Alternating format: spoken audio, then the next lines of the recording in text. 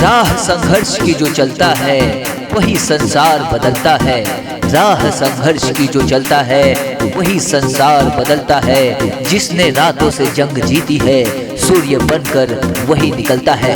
जी हाँ, बख्तियारपुर नगर परिषद के सहयोगी, कर्मठ, संघर्षशील, ईमानदार चेयरमैन सभापति उम्मीदवार अविनाश कुमार उर्फ करीमन सिंह को भारी से भारी मतों से विजयी बनाना है और अपना चेयरमैन यानी कि सभापति चुनना है।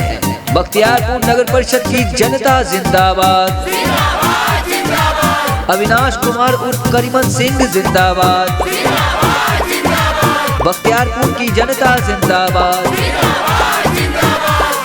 जेकर के वोट देनी उहे जाता पलटी, अब की ना हुई हमारा से कोनो गलती। अब की बात ठीक है सोचाई बा। जेकर के वोट देनी उहे जाता पलटी, अब की ना हुई हमारा से कोनो गलती।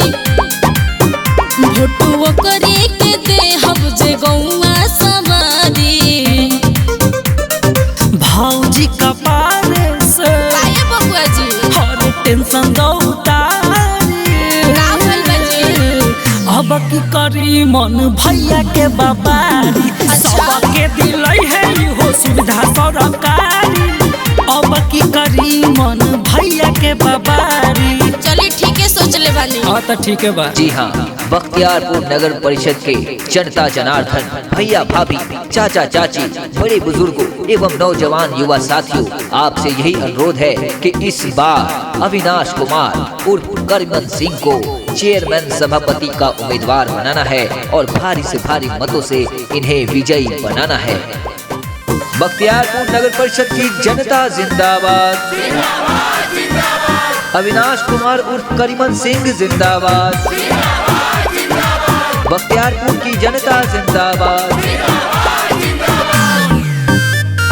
देखल सड़क तनी दूर दूर के, भइल ना विकास बख्तियारपुर के। अब की बुझाता सुधरिए जाई।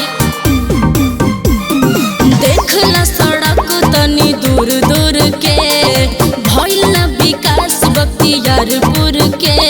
सुना इतना नेता नहीं घर के बेटा हवे, इतना पूरा गौवा के चहेता हवे। ए भौजी गली नाली बनवई है दिहे शिक्षा सुधारी। एकदम सही। भौजी कपारे बोली से ना बबुआ जी। हर टेंशन दो उतारी। अरे मेरी माइंड फ्री बा। अब की करी मन भैया के बाबारी। अरे ठीक है बा। सबके दिलई है इहो सुविधा सरकारी।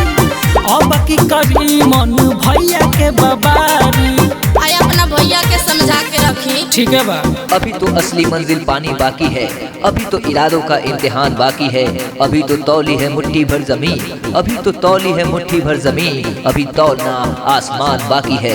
जी हाँ दोस्तों, इस बार काम करने वाले प्रत्याशी को ही विजयी बनाएंगे। जी हाँ, इस बार उन्हें ही जिताएंगे जो आपके लिए सदैव खड़े रहते हैं, और वो है अविनाश कुमार उर्फ करीमन सिंह। जी हाँ, अविनाश कुमार उर्फ करीमन सिंह का साथ दीजिए और भारी से भारी मतों से इन्हें विजयी बनाइए। बख्तियारपुर नगर परिषद की जनता जिंदाबाद, अविनाश कुमार उर्फ करीमन सिंह जिंदाबाद, बख्तियारपुर की जनता जिंदाबाद। हर जगह हम अब चर्चा करे, उनका के छोड़ी वोटों के करुणा दे। अरे रवा बिंदास रही। ठीक है बा। हर जगह हम अब चर्चा करे, उनका के छोड़ी वोटों के करुणा दे। ये बात सही बोले हैं। एगो साड़ी के लालच में आई हो न हो, कुछ पैसा के खातिर बिकई हो न हो। वोट मिल के मंगल जाई सबके दुआरी। भौजी कपारे से काहे बबुआ जी? हर टेंशन दो उतारी।